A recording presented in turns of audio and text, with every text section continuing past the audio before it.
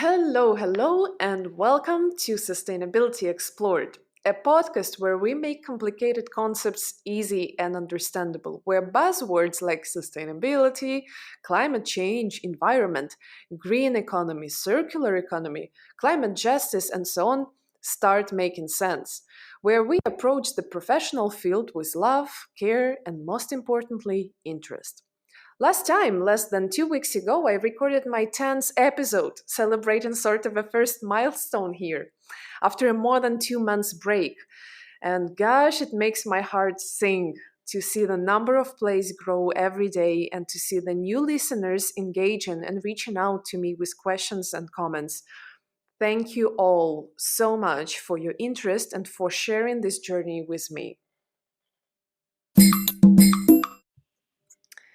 And today, we're in for a real treat. For the first time in the history of this podcast, we're having a guest. Last week's episode was about the model of the Green Office. I shared some ideas about the concept broadly and mentioned the NGO, a social business called Rootability, which helps spread the model of a green office in the universities across Europe. Our guest today is Tim Strasser, a social entrepreneur, workshop facilitator, network weaver at Rootability. His work is to support student-led change for sustainability at universities across Europe. How are you today, Tim, sorry. Happens to me. No worries. I'm doing great. How are you? Thanks for having me on the show. Thank you for coming. Since I get asked a lot the following question, I would like you also to start with it. Tell us a little bit how you started your career in sustainability. Well, it started for me during my time at university, which is also why I'm still so passionate about this topic. Basically, I was very disoriented when I started my studies in Maastricht in the Netherlands. I did a liberal arts degree, which means you can study anything you like and tailor your program according to your interests from all sorts of disciplines. And I felt quite lost. I didn't really know what I wanted, and just did little bits and pieces here of different courses that seemed interesting, and I was very happy and lucky to end up as part of a very inspiring and active student group called the Student Workforce for Sustainability and Development. And it was a really cool group, and we met every week in a squatted factory, so an occupied building, and there was a lot of sort of alternative things happening there, and it was a kind of hotspot or hub for all kind of alternative groups and projects to get started, and yeah, that really inspired me a lot. This kind of peer group of people very passionate and active in sustainability and civic activism and so on. So I know that the Green Office for Academia was born also in the Maastricht University where you studied. Is this where you met the co-founders of Rootability? What brought you to Rootability, basically? Yes, indeed, it was Rootability. All the people in Rootability were my like study mates at university, and a few of them were also part of this student group that I mentioned, the student workforce. And we launched the Green Office as an initiative in Maastricht, actually, as part of this student workforce. So that was kind of the base of the whole Green Office movement back in 2010. And Rootability was then set up by some of the co-founders or early members of the first Green Office in Maastricht in 2012 to help spread and scale the Green Office model internationally. That's very interesting. So since Maastricht, where did it go to? Well, we have 40 universities around, and a couple of universities beyond Europe that have adopted the Green Office model by now. So that's mainly universities in the Netherlands, in Germany, and in Belgium. There's a couple in Italy and Sweden, in the UK, there's one, and one in Russia, actually, in Belarus, Wow. White Russia. Hmm. And there's the first one's now outside of Europe in Costa Rica and in Wow. Uganda actually. So since when are you engaged in Rootability's activities? Because 9 years that you say from 2010, correct? Yes. And you were there since the very beginning? I was there since the beginning of the Green Office in Maastricht, and I helped a little bit with the initial idea forming, and other people were more active in actually launching the Green Office. I came back after it was then already established to actually work at the Green Office, and some of my friends started Rootability, and then I also joined a bit later in actually being a member of Rootability in 2014. Hmm. And actually, just to get the facts straight, at this moment, Rootability is actually not active anymore as an organization. But Oh, my role as the Green Office Movement coordinator has now been passed on from Rootability to another organization, which is just getting started now. So I forgive you for the factual incorrectness there, because that just happened or is in the process of happening, basically. okay. New organization is called SOS, Students Organizing for Sustainability. I think it's a very appropriate Mhm. acronym given the urgency of our times. SOS. Absolutely. And yeah, basically the Green Office movement continues. It's just that Rootability was the main steward or catalyst to spread the Green Office model internationally, support existing Green Offices, and connect them as an international network. And this role now of spreading, supporting, and connecting Green Offices has now been passed on to SOS, which is an international association based on membership. That aims to replicate very successful programs and models like the Green Office around the world. So it's actually quite a fitting next step in the evolution of the Green Office movement. And we hope that this will enable much more capacity, funding possibilities, and connections with other success programs that are already happening in different parts of the world. So basically, the name changed, but the model of the Green Office keeps on living and being spread, right? Yeah, well, the name, the Green Office Movement, is still the Green Office Movement. It's just that the organization who was so far behind the Green Office Movement as a steward, as a catalyst, is not Rootability anymore, but SOS. So Okay. yeah, I get that And it's a bit confusing sometimes. So there's the individual green offices at specific universities, of which there's 40 now. Then there was Rootability as a social enterprise supporting the green offices, and the green office movements is then the international network of individual green offices. The green office coordination role, which I'm fulfilling. There's also a green office coordinator in a national network in the Netherlands, focusing on supporting Dutch green offices, and we also have other partner networks around Europe, like Netzwerk N in Germany, and an association in Switzerland, VSN, and Oikos International event in mhm. France. So yeah, it's quite an internationally diverse movement. Interesting. And nevertheless, I wanted to mention that 40 universities um, to be engaged in the whole process within 9 years, that's quite an achievement, despite the change of the name. But how does it work? How do you distribute the model? How did it start and how does it work? What's the process now? Do you approach the universities? Do they reach out to you? What's basically the process? Yeah, basically, we made all the knowledge that you need to get started with a Green Office freely available online. So on the website www.greenofficemovement.com, you can find an online course that guides you through 4 steps in initiating a Green Office. So forming a team together with other students and ideally also staff members who are interested in applying the model in your university, coming up with arguments of why a green office would fit in your local context and how it can be adapted to your context. and then convincing decision makers with a funding proposal to actually offer you a budget and formally give you the legitimacy to operate as a green office. And we have Okay. a blog with various supporting resources and also a movement membership.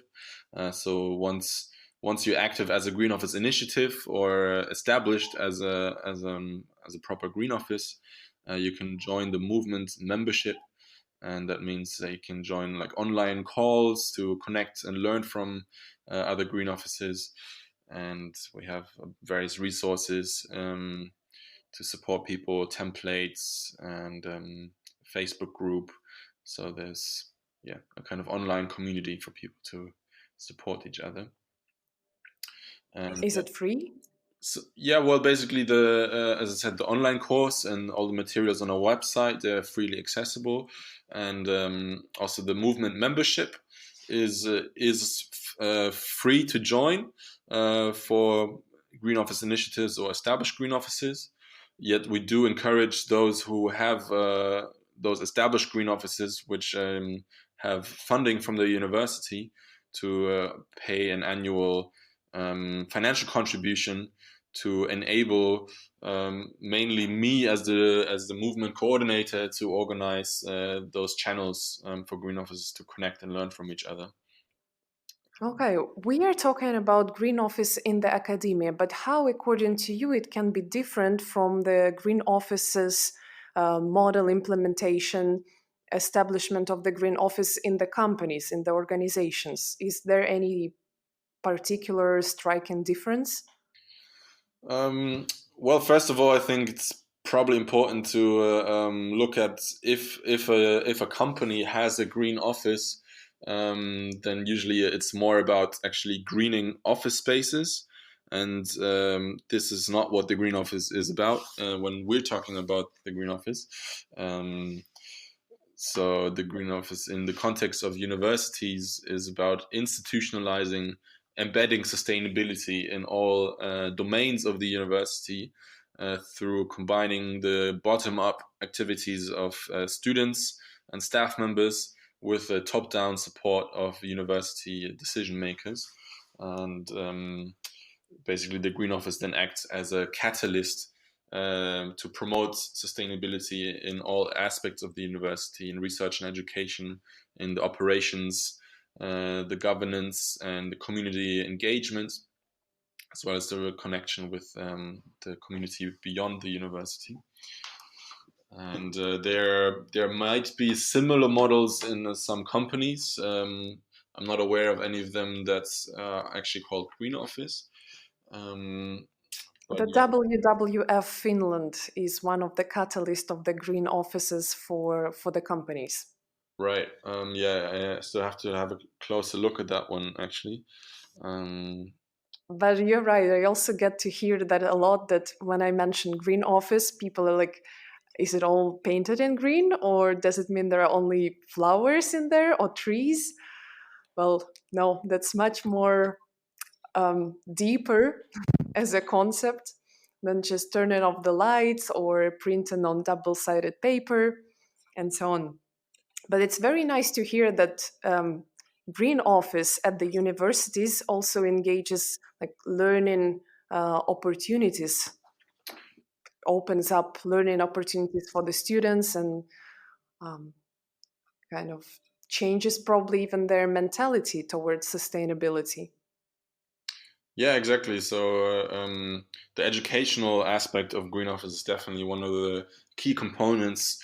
So on the one hand, a lot of the activities that green offices organize are about raising awareness among the student population as well as staff members on the urgency of sustainability, and what possibilities there are to get active in terms of personal behavior and lifestyle changes, to career choices and master programs, research projects, and they also focus on changes in the curriculum within the university so that sustainability becomes a topic in all kinds of disciplines, because we basically need graduates, students who graduate Wow. from university to go into careers and become part of the solution of a sustainability transition. Um, yeah, in all domains, whether you are into law or into entrepreneurship or science and chemistry, all these different aspects are needed to transform society in all these different domains. And so this is one aspect of changing the curriculum within the university. But then also the Green Office in itself is a kind of an educational program, if not a leadership development program, because the students who are working at the Green Office or volunteering with projects the Green Office is doing get very hands-on experience in actually working on sustainability, organizing projects, working together as a team, working with other stakeholders. Um, and really going beyond the formal classroom learning of just learning theory and facts to really having an impact with the projects that you organize. And most of the people who have talked to who used to work at a green office and have moved on now, they always emphasize how much of a learning experience they've had by being active in a green office, and how much more all the skills they gained there were more valuable to some of them than their entire study program. Um, Wow. That's really valuable for them and for you also to know how much you changed their lives. I know that you are currently involved in the PhD program. Do you feel in your involvement, your engagement in this green office movement helps you somehow or integrates somehow in your study findings, research findings? Did it change your life? Definitely. I mean, the Green Office movement is also one of my case studies actually for my PhD research, and looking at how these kind of um, basically networks of social innovation initiatives. So you could say the Green Office is a social innovation, basically inventing a new way of relating, a new organizational model for universities, a new way of connecting students with staff and empowering students as change makers. But you can also look at other social innovations like eco villages or transition towns, time banks, fabrication labs, and slow food.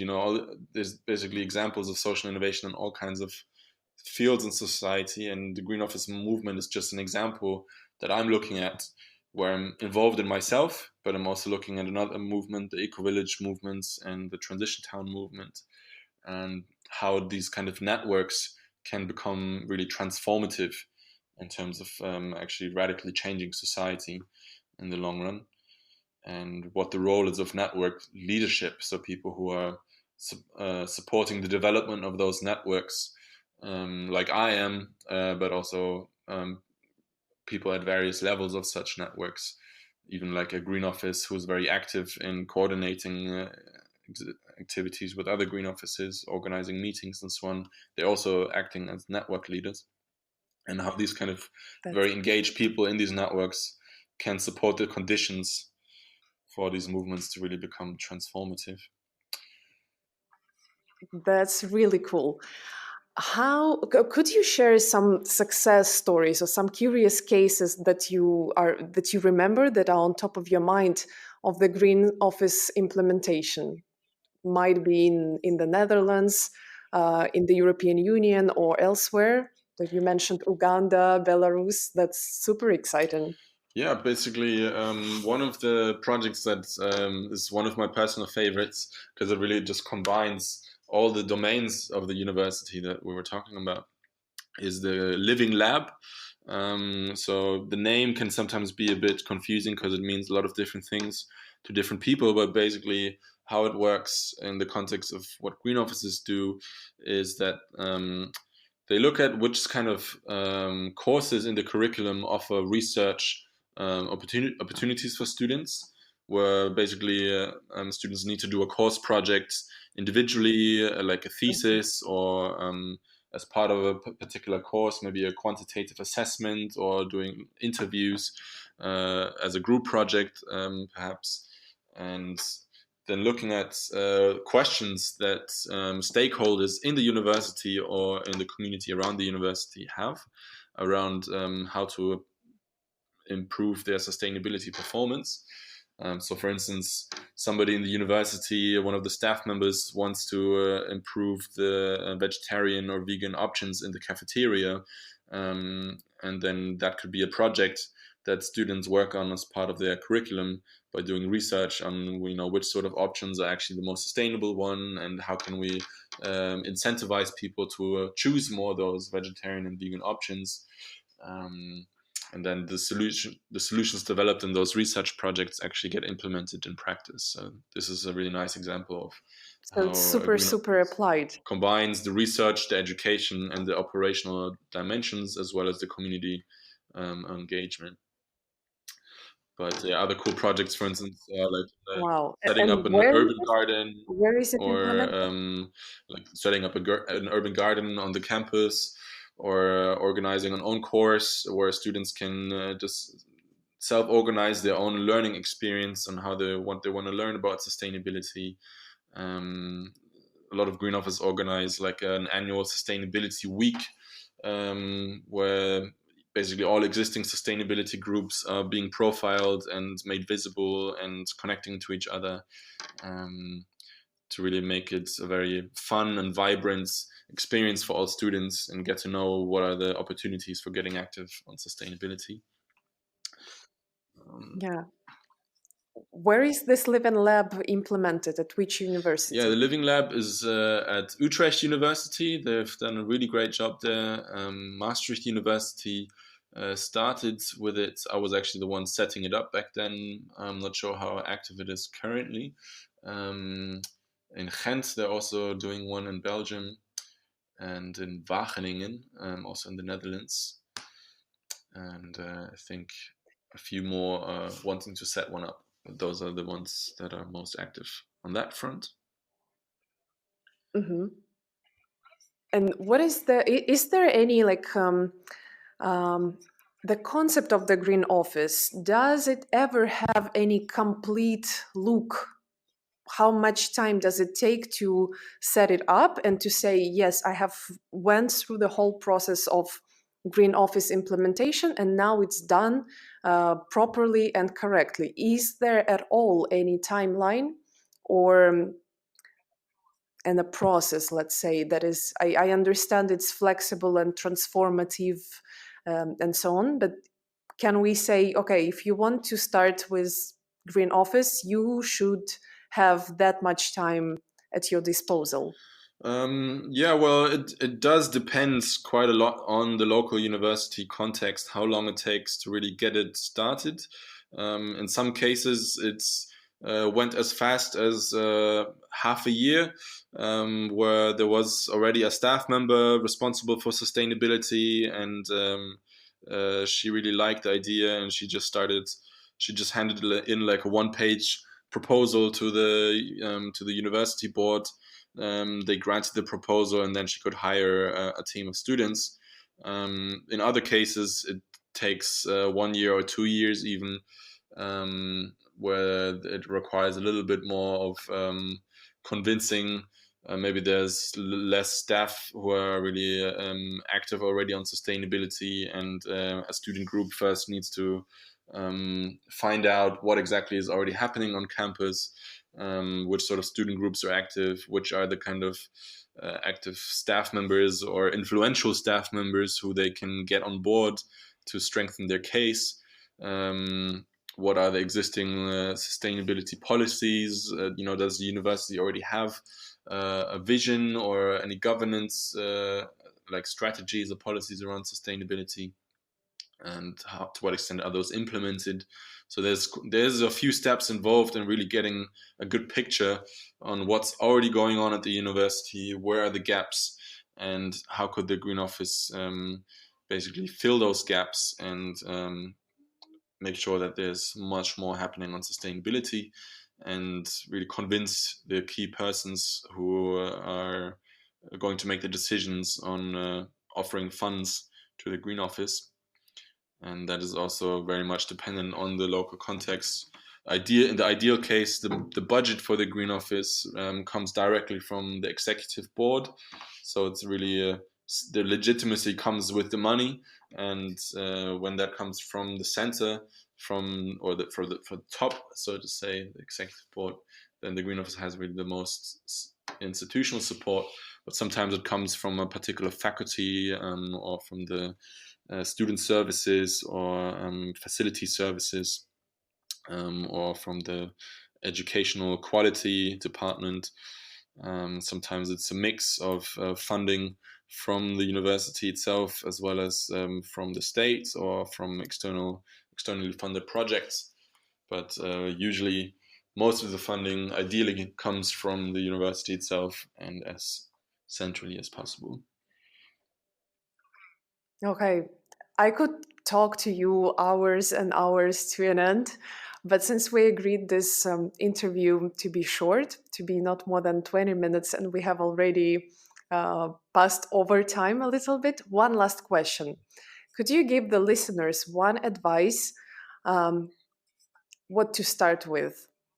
To those who are just starting, what would be their first step? Well, I would just re-emphasize to check out the online course. We put a lot of effort into making it very interactive and putting all the essential information on there. And it's a really nice kind of almost gamified online course. So you can click yourself through it, and there's like characters that you can interact with, and it really shows you in a very interactive and fun way all that you need to know. Um, but to already give you a bit of a heads up, I would say, believe that it's possible is one key thing.